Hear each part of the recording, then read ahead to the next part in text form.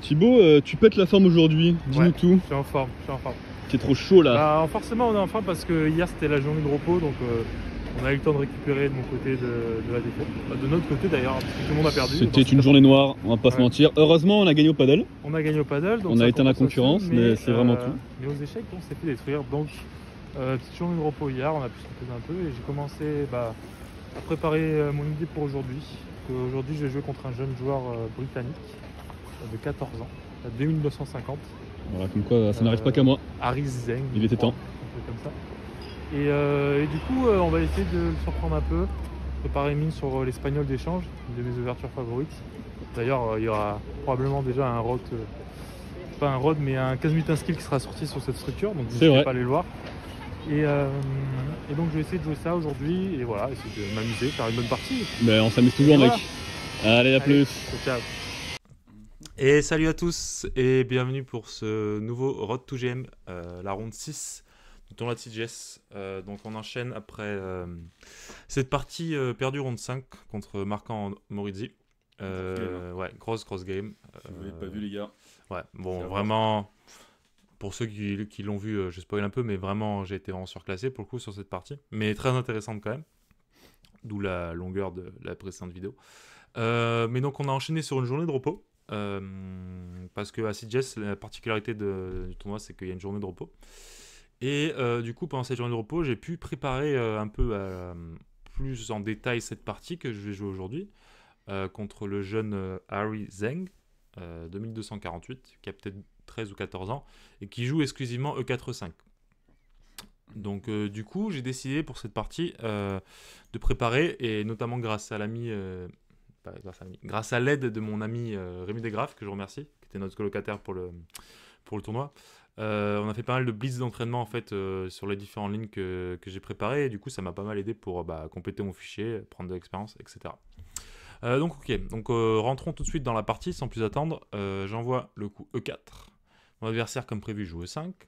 La chance. Cavalier F3. Ouais. C'est vrai que le fait que mes adversaires jouent ce que je prévois parfois ça fait plaisir. Globalement, sur ce tournoi, pour l'instant, j'ai pas trop de surprises. Enfin... Ouais, peut-être le fou B5 de Maurice. Ouais, le fou B5 de Marcan, il m'a un peu surpris, mais encore une fois, en fait, c'est... Tout jouer, ouais, c'est ça, ce genre de GM, en fait, t'es pas vraiment surpris parce qu'ils peuvent tout jouer. Ouais. Mais globalement, ça va, et vous allez le voir dans la suite du tournoi. Et la française, du mec qui n'a jamais joué la française de sa vie. Ah ouais, la ronde 2, ouais, c'est vrai. Mais à part ça, ouais. Mais ok, bosser, mais la française, au final, après, je l'avais repris ronde 4, et le mec m'a joué la française, tu vois, donc bon, l'un dans l'autre, c'était plutôt ok au niveau des prépas, et on va voir que dans la suite du tournoi, c'est plutôt ok. Donc du coup, j'ai prévu de jouer l'espagnol aujourd'hui. Donc j'envoie fou B5, et j'ai vu que ce qui m'arrange, c'est qu'exclusivement sur l'espagnol, il envoie que A6. Pourquoi ça m'arrange? Parce que moi, historiquement, et aussi aujourd'hui, je suis un joueur d'espagnol d'échange. Donc sur A6, du coup, je vais prendre le cavalier. Il y a d'autres variantes pour les noirs dans cette position, par exemple la berlinoise, et ici, ce ne serait pas avisé vraiment de prendre ici, parce que on perd un temps, en fait, comparé à la ligne avec A6. Il y a d'autres lignes, par exemple cavalier E7, pour faire... encore moins pour embêter un peu les joueurs d'espagnol d'échange, c'est pas mal ce genre de ligne. Donc on peut jouer D6, on peut jouer F5, bon il y a pas mal de lignes. Moi je suis pas vraiment un expert de l'espagnol parce que récemment je joue plutôt soit les 4 cavaliers, soit l'écossaise, qu'on a travaillé ensemble. Mais c'est vrai que bon, j'ai pas mal joué ça dans ma jeunesse, l'espagnol d'échange, et je décide de ressortir une ligne que j'avais un peu travaillée l'an dernier. Donc sur l'espagnol d'échange, mon adversaire me joue à 6, fou prend, D prend, et cavalier C3. Donc cavalier C3, c'est une vieille ligne en fait de l'espagnol d'échange. Évidemment, le coup principal dans cette position, c'est petit roc. Dans les deux cas, en fait, on veut menacer de prendre le pion E5. Parce que si on prend le pion E5 tout de suite, ça c'est quelque chose que peut-être les moins expérimentés d'entre vous ne savent pas, c'est pas très bon. Parce que les noirs peuvent jouer dame D4, attaquer le cavalier, attaquer le pion, et donc par exemple le cavalier revient, dame prend E4. Les noirs récupèrent leur pion, ils ont toujours leur paire de fous, et ils n'ont pas spécialement de problème dans cette position. Plus on va être déroqué. Voilà, on va être déroqué, donc c'est pas optimal. Donc du coup, en général, le coup principal, c'est petit roc. Mais la ligne, on va dire, la plus pénible sur petit roc, et qui depuis un moment maintenant est considérée comme la ligne principale pour égaliser avec les noirs, c'est fou G4. L'idée de fou G4, c'est de clouer le cavalier qui attaque le pion. Et si on fait H3 pour chasser, alors évidemment, on serait très content que les noirs fassent fou prend F3 parce que ils auraient redonné leur paire de fous. Donc du coup, ça veut dire qu'on aurait juste un avantage structurel sans le désavantage de la paire de fous pour l'adversaire. Si je joue fou H5, alors c'est possible, c'est un gambit assez possible, assez chaud, mais c'est un gambit, ça donne un pion parce que les blancs peuvent jouer G4 et cavalier prend E5. D'ailleurs, Bilal Bellassem l'avait joué contre Maël Boyer à Céreste. Ça Ouais. a donné une partie absolument incroyable. Et en plus, c'était la dernière ronde pour le gain du Dernière tournoi. round pour le gain du tournoi, Ouais. il joue avec les noirs, et il gagne cette partie, et il gagne le tournoi, donc Ouais. vraiment incroyable. Ouais, une très belle partie de Bilal. En plus, c'est une ligne assez rare qu'il a joué parce que. Comment ça s'est joué déjà ce truc? C'est avec F6 tout de suite qu'il a joué, je crois. Alors que c'est pas le coup principal. Ouais, non, c'est plutôt Dame H4 le coup. Normalement, le coup principal, c'est plutôt Ouais. Dame H4, il me semble. Mais Et je lui, il crois a qu'il joué un joue truc avec ouais. F6. Il a joué un truc comme ça. Mm. Ok, bon, la partie dans la base, si ça vous intéresse de voir ça, vous pouvez aller voir. Très intéressant. Mais bon, c'est quand même risqué comme approche. Tu joues clairement pour gagner pour les noirs. Si on veut égaliser en fait avec les noirs, le coup le meilleur c'est H5.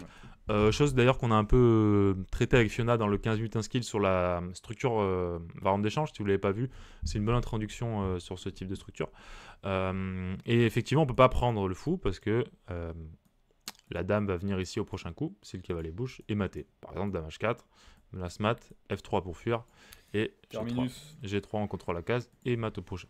Et en vrai, moi, l'espagnol d'échange, ça m'a toujours intéressé, mais cette ligne m'a vraiment toujours refroidi. Ouais. Du coup, je m'y suis jamais plongé. Mais du coup, c'est vrai que ce que tu vas jouer dans la partie, c'est très intéressant pour éviter ça. Et Ouais. ça mérite de plus amples investigations. Ah, bien sûr, c'est assez intéressant. En plus, c'est une vieille ligne, donc peu connue. Alors, à noter que ce truc-là, j'en ai joué. Donc j'avais joué ça au tournoi fermé de Marseille à l'époque, il y a 2 ans, contre Delchef. Et j'avais joué avec D3, Dame F6. En fait, souvent, les noirs, ils veulent te prendre en F3, tu vois. Ouais. Mais en fait, si tu joues KD2, qui est le coup principal, bah, les noirs, ils peuvent parfois envoyer G5, Mhm. qui est déjà agressif, ou ils peuvent envoyer cavalier 7 qui est G6. Donc, j'avais joué une ligne comme ça, où généralement, maintenant, les noirs doivent prendre, parce que s'ils prennent pas, tu joues KD2 au prochain sans avoir bloqué ton fou. Et on a ce type de finale, en fait. On essaie de faire F4 pour réparer notre structure, mais les noirs vont contrôler la case vite, avant qu'on puisse jouer F4.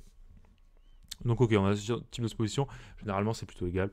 On va pas se mentir. Ouais. J'ai cherché beaucoup de trucs, hein, parce que j'ai pas mal... En fait, il y a 2-3 ans, j'ai pas mal bossé l'espagnol d'échange pour la jouer. Je l'avais joué, donc c'est ce tournoi fermé de Marseille. Mais j'étais gêné par pas mal de lignes, et notamment cette ligne Fou G4 H1. Donc du coup, voilà, récemment, donc il y a 1 an, j'ai découvert cette ligne avec KC3. Et l'avantage, c'est que ça évite Fou G4, parce que sur H3, bah, il n'y a pas de H5, évidemment, à cause de la prise. Et il n'y a pas de... Bon, Fou H5, c'est toujours pareil, mais je pense que comme j'ai pas roqué, c'est encore moins grave de gagner le pion, là. Donc voilà. Donc du coup, la ligne principale de tout temps, sur KC3, ça a été la ligne F6. On renforce le pion E5, et généralement, on obtient ce type de structure. Donc les blancs peuvent prendre de la dame ou du cavalier. Grosso modo, ça va mener à la même chose, c'est-à-dire un échange de dames. Sur cavalier prend, les noirs vont jouer C5 et dame prend d'air. Alors notez, ça c'est un piège qui m'arrive souvent à l'époque quand je jouais ça en blitz. Les noirs, ils jouent fou C5 et il y a échec, c'est pas de chance. Mais donc ils peuvent jouer C5 et en général tu as cet échange là. Et donc on a cavalier prend, le cavalier va pouvoir revenir, enfin le fou là, le cavalier là, et ok. C'est assez intéressant. Objectivement c'est ok pour le noir. Et il y a dame prend aussi qui est possible avec le même type d'idée d'avoir cette finale là. Mais ok, donc moi j'ai pas mal travaillé ça avec Rémi parce que c'est la ligne principale et je pensais que il connaîtrait au moins le fait que ce soit le coup F6, c'est la ligne principale. Donc j'ai pas mal travaillé les positions. Il y a aussi fou C5 qui est jouable avec l'idée que si tu prends E5, t'as des trucs genre fou prend F2 et dame D4. Et bon, tu as récupéré la pièce. T'as aussi du dame G5, je crois. Je dis pas de bêtises, il m'a un peu proposé ça aussi, Rémi. Avec l'idée, voilà, par exemple, vous faites D4, dame prend G2, dame F3, et on joue cette finale-là, qui est assez intéressante aussi. Ouais, alors on n'aura pas la majorité, mais on a le centre. Ouais, c'est ça. On va pas la majorité, mais on a le centre. La paire de fous des noirs est toujours assez forte, mais la colonne G quand même est pas mal pour activer nos pièces. On a un bon jeu de pièces. Même si objectivement ça va pour les noirs. En fait, il y a beaucoup de lignes qui vont pour les noirs. Il y a beaucoup de lignes où ils trouvent l'égalité, du point de vue de l'ordi. Mais en pratique, et surtout contre ce type de joueur un peu jeune, un peu tactique, c'est un bon choix. Donc mon adversaire, il va me jouer assez vite fou D6. Et fou D6, c'est le coup que j'avais rencontré la première fois que j'ai joué cette variante. J'avais joué ça en N3 l'année dernière contre Enzo Mazzella, contre Sanari. Et il m'avait joué ce même coup. Et fou D6, je dis qu'on joue D4. Généralement, les noirs peuvent prendre en D4. On prend la dame, parce que le cavalier défend la dame. Il n'y a pas vraiment de manière de chasser la dame et on attaque le pion. Et sur F6, on peut jouer par exemple fou E3 grand roc. On peut aussi jouer des plans à base de cavalier E2 plus tard pour faire fou F4. Pour échanger les fous de case noire, essayer de libérer cette colonne D. Et du coup avoir la possibilité d'échanger, parce qu'en fait échanger les pièces, comme on avait un peu expliqué sur le cas du skill, ça va généralement arranger les blancs qui ont la meilleure structure. Et il me joue comme Enzo m'avait joué, il me joue fou G4. Alors ce qui est marrant, c'est que je trouve que fou D6 c'est un coup très malin justement pour éviter temporairement les échanges sur la colonne D. Ouais. Et fou G4 ça va complètement à l'envers de ce coup là. Ouais, pour moi c'est en fait, donc il réfléchit pas mal, il réfléchit une dizaine de minutes avant de jouer ce coup. Mais je sais pas pourquoi les joueurs qui ne connaissent pas cette ligne, ils ont trop peur de rentrer dans ce truc avec F6, alors qu'en fait c'est même sur l'autre ligne. Bah ouais, c'est ce que je veux dire, F6 c'est déjà un coup sur la ligne principale de la semaine de l'échange. Ouais, tu vois, moi Glenfir il joue toujours fou D6. Donc il m'a joué fou D6 sur notre partie sur la semaine de l'échange, il m'a joué cette ligne là prise et c'est quasiment le même, et F6, tu vois. Et en fait, c'est tout à fait normal de jouer comme ça avec les noirs. C'est pas vraiment un affaiblissement dramatique, on va dire, de jouer comme ça. Le cavalier en plus, il va très souvent plutôt en E7. Ouais, il va en E7. Quand il va en F6, il va toujours se prendre D5. Ouais, exactement. La case du cavalier, 7. Donc, oui. Donc, ça, c'est sûr que. Alors, l'inconvénient. Donc, tu vois, par exemple, sur F6, moi, je sais plus comment j'avais joué contre Glenn. Comment j'avais joué ? Faut faire toujours gaffe au fou prend H2, je crois. Il y a toujours des histoires comme ça. Donc, je crois qu'il faut commencer par fou E3. Cavalier E7. Et je sais qu'à un moment donné, tu veux faire un truc comme ça, mais je sais plus comment ça joue. Bon, bref, en gros, quand il fait rock, l'avantage c'est que parfois tu peux faire dame échec. Parce qu'il a joué sur F6 et après tu essaies de faire des fous C5, des trucs comme ça, tu vois. Mais ok. Mais donc, du coup, bon, c'est la manière normale de jouer, on va dire, dans ce type de variante. Et sur KSC3, bah, c'est pareil. Bon, j'avais un peu regardé ce coup, évidemment. Quand j'ai bossé KSC3, j'ai pas regardé que F6. J'ai regardé à peu près tous les coups possibles pour les noirs parce que, comme c'est moi qui choisis ma ligne, je sais que je vais plus ou moins avoir cette position. Donc, j'essaie de prévoir au maximum. Mais ce D4 fou G4, ouais, on me l'avait déjà joué. Je sais que c'était pas bon parce que on peut prendre en E5. On force les noirs à prendre en F3. Alors, ils peuvent se dire, je prends ici parce que le cavalier est cloué, mais comme j'échange les dames, je gagne juste la pièce. Il n'y a pas de mat, vous notez en D1 à cause du cavalier C3. Et du coup, il est obligé de prendre F3 et de donner donc l'avantage de sa paire de fous. Donc là, j'ai supprimé la paire de fous des noirs. Donc on a maintenant cavalier fou contre cavalier fou. Et en plus, j'ai obtenu la structure que je voulais. Le 4 contre 3 sain de ce côté contre le 4 contre 3 endommagé de ce côté pour lui. Donc évidemment, ma stratégie, ça va de continuer à échanger les pièces. Donc je vais envoyer le coup fou F4. Que j'avais déjà joué contre Enzo à l'époque. Donc ce coup fou F4, il est logique. Je veux continuer à développer mes pièces. Libérer cette colonne D qui va être un axe d'échange. C'est là où je vais pouvoir échanger toutes les pièces lourdes, en gros, et essayer de rentrer dans les finales. Typiquement, je sais que dans ce type de position, les finales de cavalier sont plutôt avantageuses pour les blancs. Donc en fait, plus je me rapproche de cette finale de cavalier, plus j'ai de bonnes chances. Évidemment, le Graal, comme on avait mentionné avec Fiona, c'est la finale de roi, qui est juste techniquement gagnante, parce que tu te fais un pion passer à l'aile roi, et à l'aile dame, il ne peut pas vraiment lutter contre ça. Donc ok, là il me joue fou prend F4, donc il dévie de la partie que j'avais joué contre Enzo, où Enzo m'avait joué le coup dame F6, et bon, la partie avait fini par la nulle, mais l'ouverture était plutôt pas mal. Mais il me prend F4, dame prend F4, il me joue cavalier F6, et là c'est le premier temps d'arrêt où je réfléchis pas mal, parce que je me dis, j'ai plusieurs options. Soit je joue roc, donc alors le plus logique, je mets mon roi à l'abri et je prépare mon développement. Soit je joue tour D1 pour gagner du temps sur la dame et l'empêcher éventuellement de faire grand roc plus tard. Ou soit je joue le coup de dame E5, qui a l'air très logique au vu de ma stratégie d'échanger les pièces, parce que je le force clairement à faire dame E7. Il va pas me faire roi F8 quoi. Enfin, ça serait un peu bizarre, sauf que je peux refaire tour D1 derrière et la dame elle va être plus ou moins obligée de maintenant s'échanger en E7, donc ça serait débile de faire roi F8. Donc du coup, je considère un peu 3 options et je me dis bon, en fait, j'ai un plan de jeu, il est clair, donc je vais pas me prendre la tête à essayer de compliquer ce plan de jeu là. Je vais jouer dame E5. Donc j'échange les dames. On obtient cette position et je me dis ok, c'est pas mal, il me reste les cavaliers, je sais que les finales de cavaliers sont plutôt à mon avantage. Il reste aussi 2 paires de tours, mais je me dis cette colonne est ouverte, donc à un moment donné, si je commence à jouer pour cette colonne, il va devoir essayer de contester, il va pas pouvoir me laisser juste faire ce que je veux sur la colonne, et du coup je vais pouvoir commencer à générer des échanges. Donc là ok, je sais pas trop ce que t'en penses, qu'est-ce que t'aurais joué ici, parce que là c'est un moment où j'ai eu un gros dilemme. En fait, qu'est-ce que je fais de mon roi ? Est-ce que tu rock à droite, à gauche, ou est-ce que tu le laisses au centre avec roi E2 par exemple ? C'est ça. Et en fait, grand rock, ça a l'air le plus logique au début, parce qu'on se dit, je prends la colonne D en même temps. Mais d'un autre côté, je me dis, parfois, il joue G4, c'est un peu pénible. Et je sais pas trop comment placer mes pièces pour contre cette initiative sur le pion F2. Alors, je peux jouer tour D2, par exemple, tu vois, mais peut-être qu'il peut jouer tour D8 maintenant. Et ok, peut-être je peux jouer F3, mais bon, tu vois, là, il s'active quand même un peu sur ce pion-là, il c'est de la 7 cases. Donc, j'ai pas trop envie, en fait, de le laisser s'activer comme ça. Ouais, non, mais roi E2, ça a l'air logique, je pense. Ouais. Donc, roi E2, l'avantage, c'est que j'ai lis mes tours toujours. et je reste à la défense. Mais ok, la question se pose aussi, est-ce que je peux faire petit roc? Mais je pense que quand même roi 2 un peu plus logique parce que dans la finale j'ai envie de Ouais, on centraliser va mon centraliser roi. le roi plus rapidement, ça va être pas mal. Ouais. Ouais, un peu plus vite. Donc ok, bon, je pense que roi 2 est assez logique. Il va me jouer assez vite tour 8. Donc ok, là il commence à réfléchir pas mal. Je pense qu'il a commencé à sentir le danger de sa position. Si je joue un coup assez naïf comme tour D8, bah évidemment ma stratégie c'est de faire ça. Si par exemple il échange tout, bah on se rapproche de la catastrophe pour lui. Voilà. On ne faut pas que je joue roi E3 tout de suite parce qu'il y a échec, mais par exemple peut-être je peux jouer soit F3 soit H3. Je vais mettre roi E3, je commence à jouer F4, G4, pousser mes pions, essayer de créer le pion passé à terme, essayer aussi de maintenir cette majorité pour pas qu'elle avance trop. Et de toute façon, si elle avance trop, elle va créer des faiblesses dans son camp. Et donc, du coup, ça, je sais que je suis assez confiant sur ce type de position. Donc, ok, là, il va me jouer tour 8. Je me dis, bon, c'est assez logique, il veut remettre le roi en F8, mettre une pression là. Donc, j'envoie F3. Bon, j'anticipe la chose, je défends mon pion E4, je contrôle éventuellement cette case si jamais je veux monter le roi. Il me joue H5. Là, H5, je me dis, ok, c'est pas mal. Il joue pas mal ce jeune parce que je pensais qu'il allait jouer assez naïvement roi F8 et je voulais commencer à envoyer ma majorité avec G4. Et l'idée de G4, c'est déjà que je commence à prendre l'espace, mais aussi je lui empêche les ruptures avec F5 pour m'embêter là. Ouais. Ça peut grandement l'aider, quoi. Ouais, qui serait assez pénible. Je lui empêche aussi les cavaliers H5, cavaliers F4. S'il me fait H5, bon, j'ai plusieurs choix, mais je pense que le plus simple, c'est de maintenir en fait la structure comme ça. Et donc je me dis, G4, ça va être très pénible pour lui. Quand je commence à avancer ma majorité comme ça.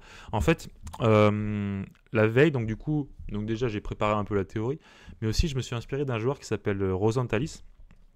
J'ai regardé plein de parties de Rosantalis. C'est un joueur, un grand maître lituanien qui a eu plus de 2600, 2650 et qui jouait exclusivement l'espagnol d'échange contre 4-2-4-5. Donc il a plein de masterclass dans cette type de position.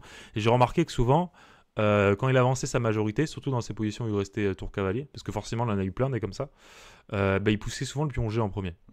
Et je pense que justement c'est pour éviter de te faire fixer la structure. Parce que pareil, voilà, si tu pousses le pion H en premier, effectivement les noirs vont te jouer H5. Moi c'est peut-être plus cavalier H5 qui me ferait peur là, tu vois. Ouais, ou du cavalier H5. Ouais, mais t'as raison, c'est un problème aussi. Si t'as pas du moins cavalier E2, parce que j'ai vu quelques positions où il jouait ça, le cavalier venait là, il jouait ça. Mais voilà. Donc effectivement, je sais que G4 c'est une de mes idées. Du coup, quand je joue F3, c'est une des idées que j'ai en tête. Mais il va comprendre que c'est mon idée, il va jouer H5. Je vais jouer tour D1. Bon, je me place sur la colonne. Il me joue tour D8. Alors là, je me dis, est-ce que je commence à prendre tout de suite? En fait, je me suis dit, le problème, c'est que si je fais tour prend, tour D1, bon, ça a l'air assez logique, mais il n'est pas obligé de prendre.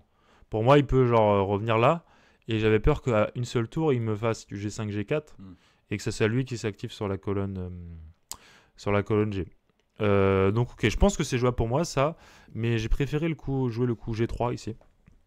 En fait, mon idée, c'est que je joue à terme H3, G4, comme je le disais. Mais encore une fois, ce qu'on a mentionné un paquet de fois, c'est que si je joue H3, je fais bien évidemment fixé par H4. J'ai pas de G4. Et en plus, là, ce plan cavalier H5 avec ces deux cases, c'est très pénible.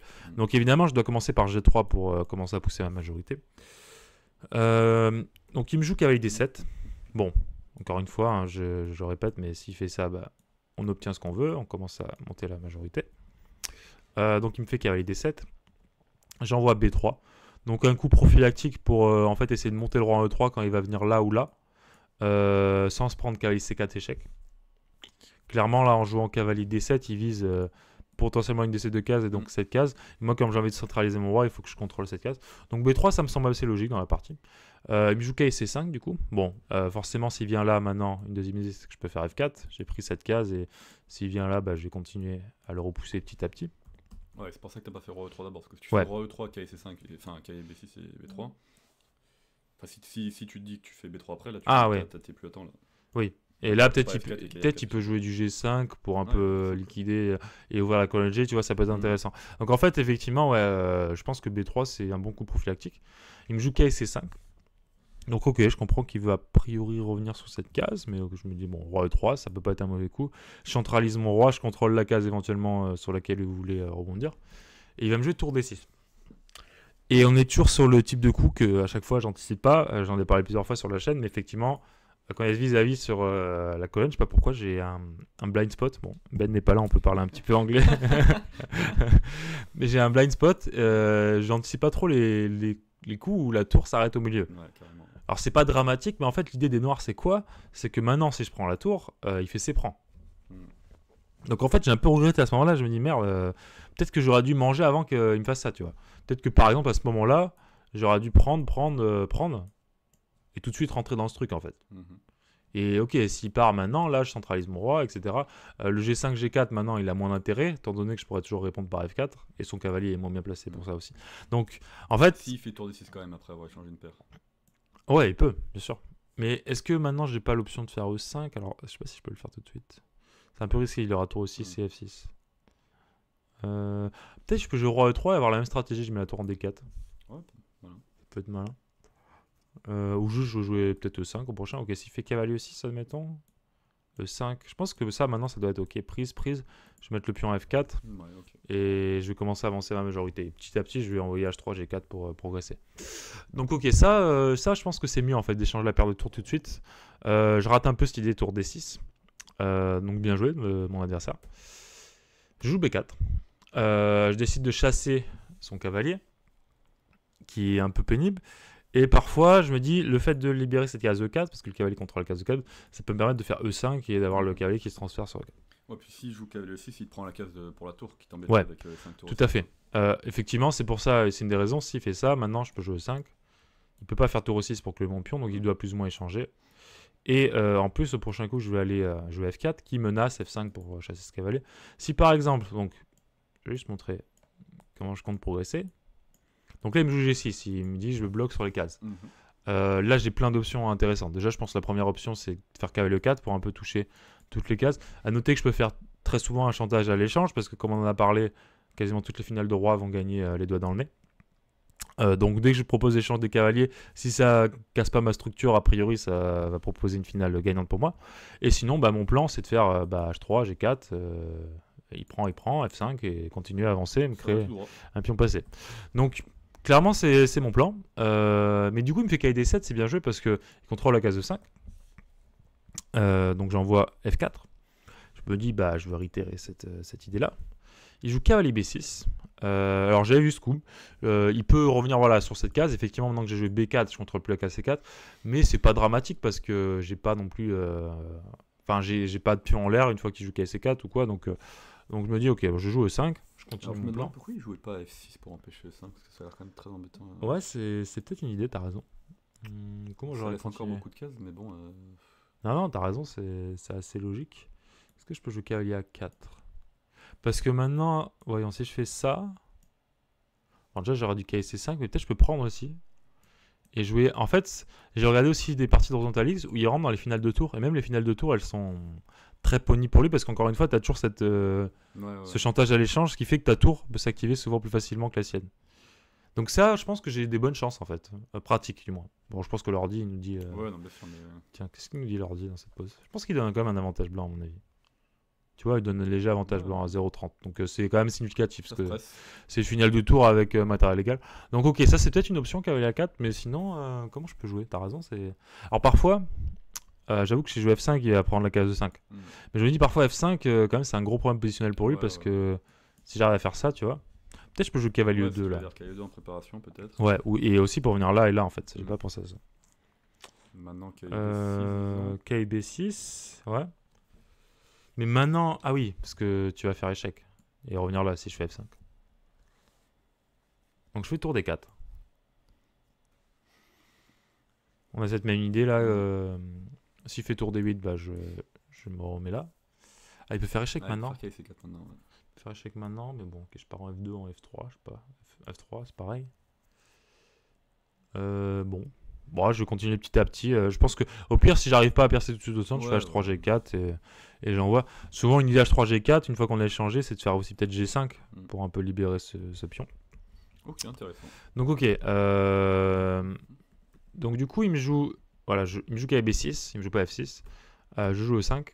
Il m'envoie tour D8. Bon, s'il me prend, évidemment, encore une fois, on est sur le même plan. Et s'il me fait cavalier C4, échec, j'avais prévu de jouer par exemple Roi E4. Ah non, Roi E4, il y a KD2, non, pas Roi E4, j'ai prévu juste Roi E2. Et je force plus ou moins l'échange de ces tours. Donc il me joue tour D8. Je joue Roi E4. Je veux m'enlever, en fait, je veux absolument m'enlever de cette case parce que si je fais ça, qui a l'air la suite logique de mon plan, Problème tactique, je me prends en échec. Et je perds le pion en B4. Donc ok, je me dis roi E4, je m'enlève de ces échecs, quoi. Donc, ouais, je pas pressé de changer les tours, hein, comme tu dis depuis tout à l'heure.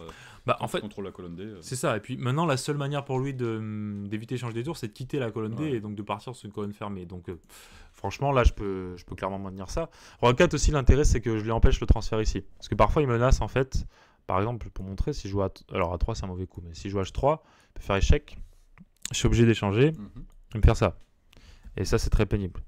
Et là, alors là, d'ailleurs, dans la partie, j'ai eu très peur qu'il me fasse... En fait, j'ai eu très peur qu'il me fasse ça. Et quand il a joué tour D8, j'étais assez soulagé parce que j'ai pas mal peur qu'il me fasse ça. Je me suis dit, bon, j'ai pas trop le choix, je dois a priori prendre. Si tu fais roi F3, oui. Qu'est-ce que j'ai vu sur roi F3 ? Ouais, alors il peut pas prendre là parce que je prends sur échec, effectivement. Pardon, il peut pas prendre là parce que je prends sur échec, mais peut-être qu'il peut faire tour bouge. Ah, parce qu'il attaque B4 en fait, de toute façon. Après, ouais, et en fait, je peux pas éviter cet échange de cavalier, tu vois. Et le problème, c'est que cet échange de cavalier, il va arriver sur une case où ça remet sa structure. Donc en fait, je commence à regarder. Là, avant le jeu 5, j'ai calculé. Et j'espérais pouvoir le presser dans cette pose-là. Donc là, il est obligé de faire tour prend, pion prend. Jouer roi D4. Je me suis dit, si je joue C6, j'ai l'entrée. Et si je joue roi E6. Comment je voulais jouer sur roi E6 ? Attends, je crois que je voulais pas jouer. Je voulais jouer F5 d'abord, peut-être. Et après roi D4.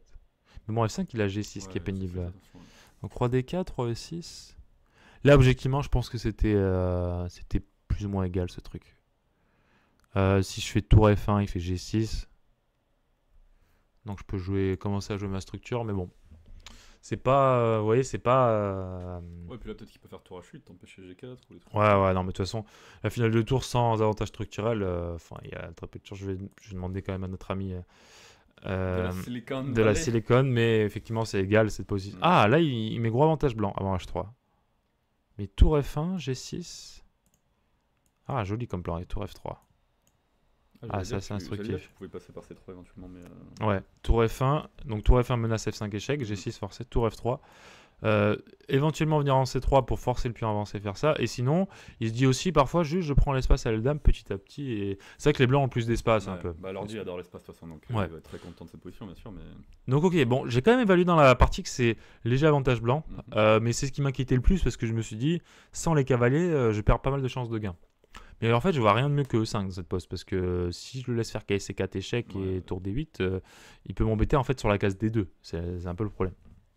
Donc ok, je me dis E5, mais il joue assez vite tour D8, je suis assez content. Et je joue roi E4. Bon, j'empêche KD5. Il me joue F6. Là, je viens de penser à un truc là. Ouais. On parle du fait que les noirs, ils ont pas envie de quitter la colonne D. Mais est-ce que ça se tenterait pas justement de faire genre tour A8 pour jouer A5 et essayer d'ouvrir un peu un flanc ailleurs? Ouais, c'est pas bête. Ouais. Tour A8. Donc pour jouer A5, c'est ça? Pour aussi un peu liquider ses faiblesses à la dame en fait. Ouais, puis ouvrir une autre colonne quoi, si j'arrive à m'infiltrer ailleurs quoi. Ouais, c'est d'ailleurs probablement ce qu'il aurait dû faire. Alors comment je peux jouer? Alors ouais, je suis en train de me dire peut-être que tu vas faire... En fait sur A5, tu auras peut-être juste B5, puis on prend avec cavalier prend et ça va être très pénible en fait. Ouais, alors je répare sa structure quand même en faisant ça, mais oui, je vais être très actif, t'as raison. Comment je peux jouer? Parce que le truc c'est que si je joue... Avec A3, quand tu fais A5, tu auras la case A3 d'entrée. Ouais. Peut-être je dois jouer tour D3. Alors il donne tour D4. Alors c'est quoi l'idée sur A5? Tour D4. Est-ce qu'il veut jouer avec A4 et tour prend B4? Non, il aime pas. B5, il aime pas non plus. Bah, B5, si, il doit aimer. En fait, je pense que concrètement, ça doit être un bon coup. Bah, c'est quand même très pénible. Hein. Ce qui arrive en B5, tu peux jamais le chasser avec C6. Ouais, cause de la fourchette, donc tour C8. Pas vraiment t'activer quoi. Je tour D8. Bon, il laisse le pion. Ok, donc admettons tour C8. Je ramène la tour en D1. Ah, il joue tour B1. Tour B1 parce que C7. Ah ouais. Ouais, là, c'est très très pénible ça pour lui. Il n'y a pas trop de cases pour le cavalier. Il doit venir là. Et là, j'ai ça à minima, non? Ah non, il y a tour B8. En fait, il peut rien bouger. Parce que dès que c'est 6, il y a toujours KD6 en fait. Complètement ficelé. Peut-être tu joues à 4, enfin, ou tu joues à H3. Enfin... Qu'est-ce qu'il veut jouer? Il va empêcher KD6. Juste il attaque le pion. En fait. Non, en fait, il va attaquer le pion pour jouer KD6. Sur roi D8, maintenant il joue tour D1. Ouais, ok, ça c'est écrasant pour les blancs. Malgré le fait que j'ai réparé sa structure, c'est écrasant parce que j'ai toujours ce truc-là. Ok, intéressant ce plan quand même. tu auras 8 à 5. Peut-être c'est un truc qui doit tenter en fait, parce que effectivement, donc on va avoir la partie jouer F6. Et maintenant, je vais être assez content de rentrer dans ce truc. Je me dis, ok, là c'est mon moment, j'échange les tours. En fait, échanger les pions sur l'aile roi, ça me dérange pas spécialement parce que ça me rapproche juste du fait d'avoir un pion passé. Donc ok, il faut qu'il y ait des 7. Alors s'il prend, bah, mon cavalier va après se remettre sur E3, je suis assez content. Par exemple, sur KC4, je peux commencer le chantage à l'échange avec cavalier E3. Et s'il me prend, bah, cette finale est complètement gagnante pour les blancs. Donc roi E4. Alors ça, je calcule un peu dans la partie, mais je me dis assez vite, en fait, ça va gagner assez facilement parce que sur G6, j'aurai roi F4, roi G5. Je vais prendre lui. Et sur G5, je vois assez vite que je peux faire H4 et prendre la case F4. Et du coup, bon. Tu veux pas roi F4 direct du coup? Oui, t'as raison, je peux jouer F4. Ouais. C'est juste que parfois j'avais peur qu'il aille là, mais en fait, non, je peux jouer. Tu vas jouer F5 quoi. Je peux jouer F4. C'est vrai qu'après, il faut compter les tempos. Faut compter. En fait, le truc, c'est que dans ce type de position, normalement, t'as même pas besoin de compter. Parce qu'en fait, il a pas de contre-jeu si tu joues genre comme juste avec un pion de plus. Donc, je fais ça, j'attends. S'il recule son roi, bah, je vais progresser. S'il fait G6, comme je disais maintenant, bah, je vais manger le pion un peu plus vite. Et s'il fait G5, je prends la case F4. Et là, bah, j'attends en fait. S'il fait ça, je monte. Et s'il monte, bah. Je vais jouer juste cette pause avec le pion plus jusqu'à que je parte ailleurs pour manger d'autres pions, quoi. Bon, je peux juste le pâter et attendre qu'il me donne tous les pions, en gros. Bon, ok, ça va gagner facile, ça. Ça, on le sait de toute façon, la finale de roi va gagner facile. Donc, je me dis, bah, du coup, il aura du mal à faire quelque chose d'utile avec son cavalier. Donc, il joue cavalier D7, il évite l'échange des tours. Je prends F6. Et donc là, évidemment, je sais qu'il va me jouer cavalier prend. Parce que, bon, si je joue roi prend, en fait, il va avoir un clouage à vie très pénible, là. Donc, il me fait cavalier prend. Et là, mon plan, c'était du coup d'aller en F5. Parce que si je vais en F3, encore une fois, il a ce coup qui est très pénible, cavalier D5. Où je suis obligé de manger parce que j'ai le cavalier et le pion attaqué. Et cette finale, pour le coup, alors je passe un moment à la calculer, mais je vois qu'elle est relativement égale. Hein. Il a réparé sa structure, je vois pas pourquoi il serait moins bien. Et du coup, je joue à F5. Non mais logique, hein. Je veux dire, il y a moins de pièces en finale, donc on peut se permettre de monter un peu le roi, et le roi il est là pour quand même aller faire des dégâts, un roi G6, ça peut bien sûr, mais en fait justement l'avantage par rapport à la vente que je viens de montrer, c'est que sur ça, j'ai roi G6 qui gagne. Parce que je menace lui. Il n'y a pas de manière, lui, de se créer de pion passé. De toute façon, je menace roi prend G7, F5, F6. Ouais. Donc roi F8. Donc roi F8. Et là, comment je voulais jouer? Je prends H5, je suis assez proche de toute façon. Hein. S'il fait un pion passé, B6, roi G4, C5, prise. Je reviens et je vais gagner grâce à ça. Donc ok, ça c'est pas... Ça, c'est pas une inquiétude pour moi, du coup. Alors oui, aussi, s'il fait prise, puis on prend, pareil, les finales de tour, elles vont être horribles pour lui. Parce que je vais gagner à minima lui, je vais avoir un pion passé à m'éloigner. Donc ok, donc là, il me prend, maintenant. Et il me joue roi F7, ce qui est logique. Mais du coup, je suis rentré dans la finale de cavalier que je voulais jouer. Alors là, il veut me jouer éventuellement échec, et sur roi E5, cavalier échec. Attention. Donc du coup, je joue cavalier E3 pour contrôler cette case, et contrôler cette case. Il me joue G6, je joue roi E5, alors surtout pas roi G5 parce que là il peut commencer à venir m'embêter de ce côté. Donc roi E5, cavalier D7, roi D4. Et je me dis ok, là cette position elle doit être pas techniquement gagnée mais pas loin parce que concrètement ce qui va se passer c'est que je vais créer le pion passé. Je vais m'en servir d'appât et à un moment donné je vais switch sur l'autre côté, je vais gagner. Donc ok, alors KC4, il me joue cavalier F6. Au début je me suis dit, je viens fixer le cavalier là, comme ça j'embête ces deux pions. Après, je vois que sur cavalier F6, qu'il joue assez vite, ça va être une course que j'ai pas envie. Cavalier A5, c'est probablement le meilleur coup, mais il va me jouer cavalier G4. Et là, il faut compter.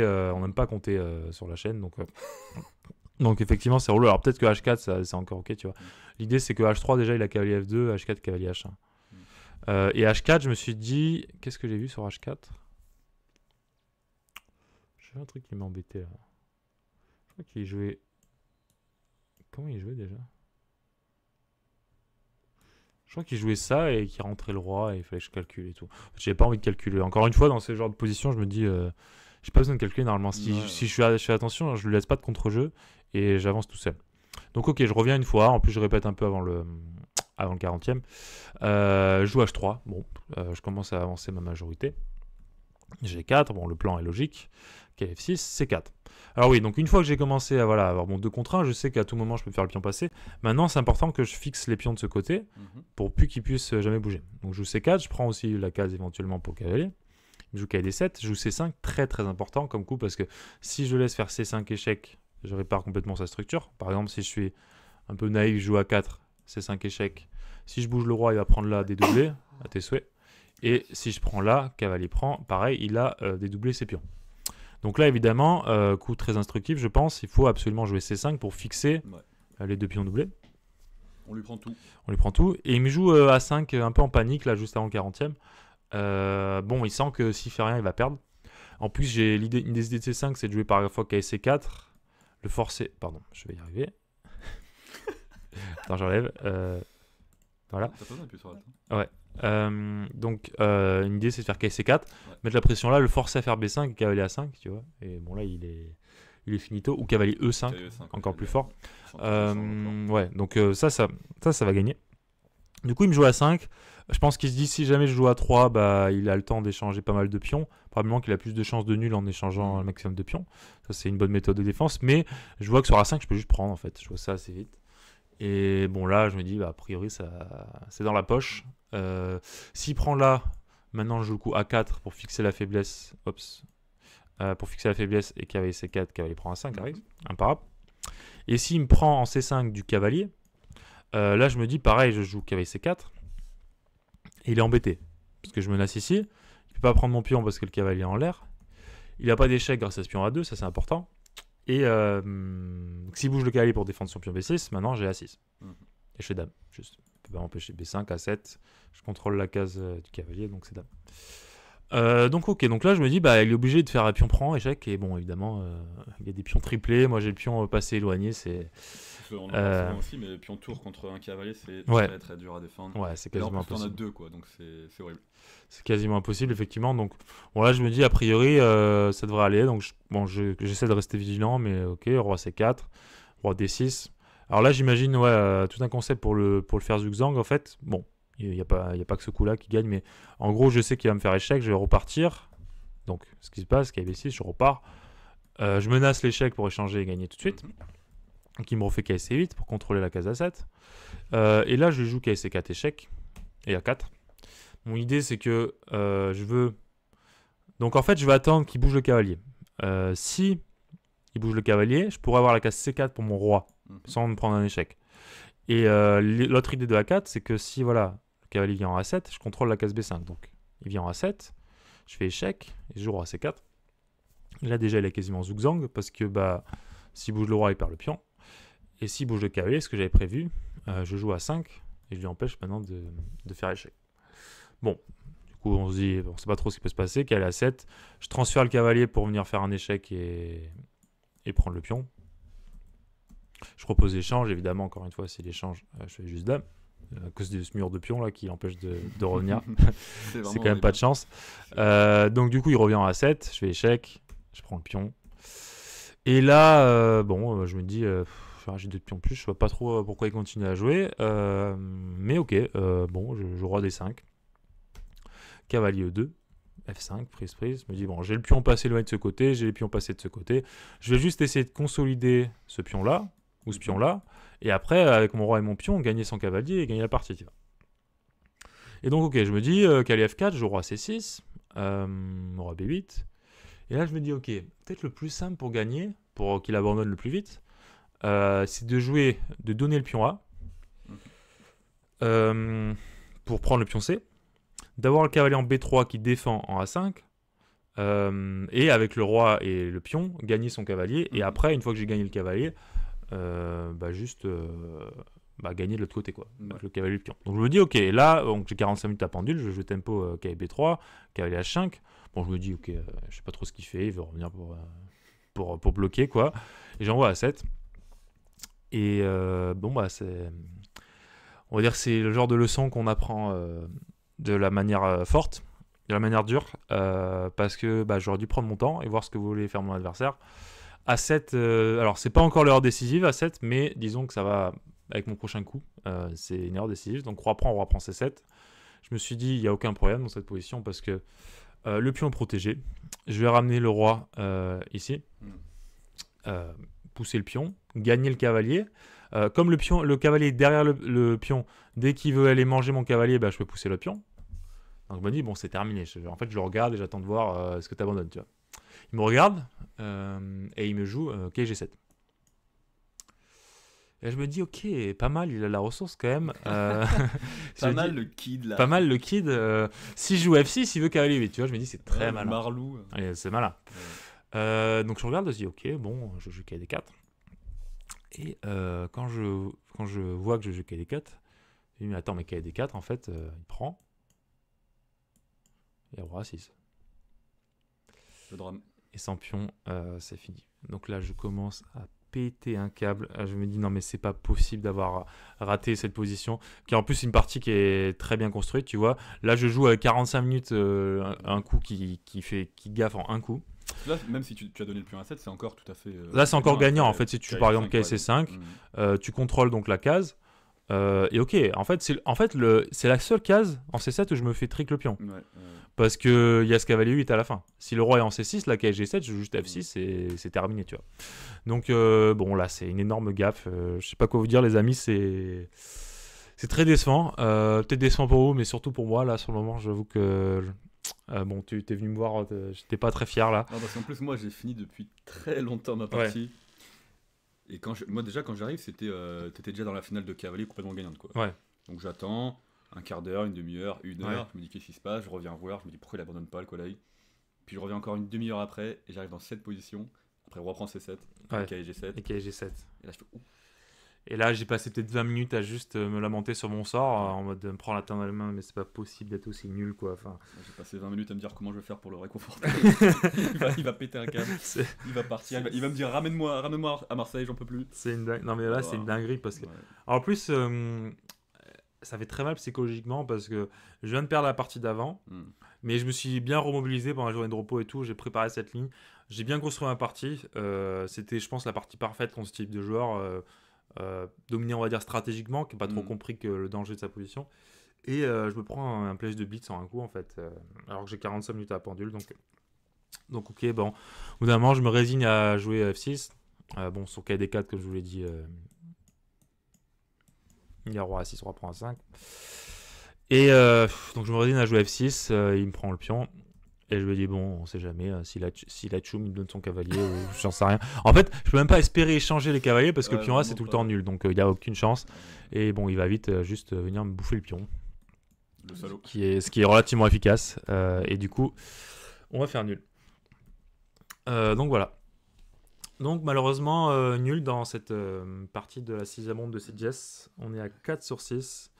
Très décevant, très en colère aussi, comme Gabriel peut peut-être en témoigner. Ah, j'étais choqué, les amis, je vais pas vous mentir, lorsque Thibaut sort de la salle. Je le vois projeter son stylo contre le mur à une vitesse. Alors notez qu'aucun stylo n'a été blessé dans l'incident. Ni personne. Non, mais les marches d'escalier en ont souffert psychologiquement, je pense. Oui, il y avait personne. Hein. Juste là, j'avoue que un peu, voilà, c'est quasiment à 5h30 de partie, voire 6h, pour gâcher la partie en un coup. Ouais, en fait, j'avais pas envie de jeter le stylo contre le mur, mais ma tête. Hein. Donc, je me suis dit, je me contiens et je garde mon crâne au chaud et j'envoie le stylo, tu vois. Mais évidemment, le stylo a été ramassé, le mur n'a pas été endommagé, ne vous inquiétez pas. Mais donc voilà, là, bon, grosse déception. Bon, évidemment, le tournoi continue, on a 4 sur 6. Ça reste tout à fait correct. Voilà, ça reste correct, mais grosse déception parce que, en plus, en vue des objectifs de normes, il faut absolument remonter contre des joueurs qui sont titrés et qui ont assez d'élo pour me faire monter ma moyenne d'élo. Donc là, il va falloir tout gagner au moins pour il va falloir 2-3 rounds. Quoi. Il va falloir charbonner les rondes suivantes et pas se décourager. Mais c'est vrai que cette partie fait un coup moral, mais avec le recul, parce que bon là on a déjà fait une tournoi de CGS, avec le recul je me dis cette partie en fait m'a appris beaucoup. Quand t'es gagnant, prends ton temps. Et c'est un truc que je dis toujours à mes élèves en plus, c'est faut prendre son temps en fait. Ok, j'ai 46 minutes à pendule, il veut pas abandonner, bah ok, je prends 5 minutes chaque coup. L'instant. On n'est pas tout le temps aussi gagnant dans les parties d'échecs. Et en plus c'est ce que je fais contre le petit à la ronde 3, tu vois le petit Kazakh là où j'ai 4 pions de plus, il veut pas abandonner. Tu sais, c'est une Sicilienne. Cheveningue et en gros j'échange B5 contre 4. J'ai les 2 pions exact, au centre. Et en fait, je rentre dans cette finale, tu sais, au tour foot couleur opposée, j'ai 4 pions de plus. Oui. Et en fait, là, j'avais pas fait cette erreur, c'est-à-dire que, ok, je me dis, il a peut-être un peu des pièges, j'ai pris mon temps, j'ai consolidé, je lui ai laissé aucun contre-jeu. Avec ta manœuvre de tour, là, quand tu fermé et tout. Là. Je réfléchissais 2-3 minutes à chaque coup. Et ça gagne, en fait. Et le mec, au bout d'un moment, il abandonne parce qu'il en a marre, en fait. Exactement. Et là, c'est pareil. En fait, j'ai juste à prendre mon temps, bien là, je pense imaginer... que t'attends 40 minutes sur ta chaise et juste tu le regardes.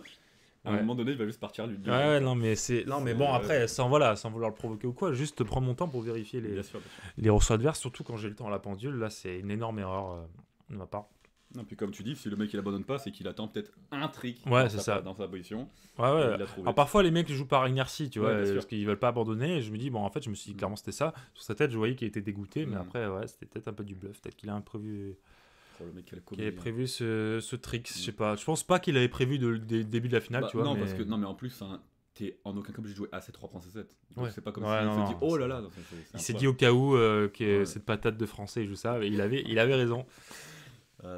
On s'est encore fait avoir par les Anglais, donc bon, on essaiera de prendre notre revanche une autre fois. Donc voilà, fin de cette ronde 6 du Road to GM, ronde 6 de CGS. Merci d'avoir suivi.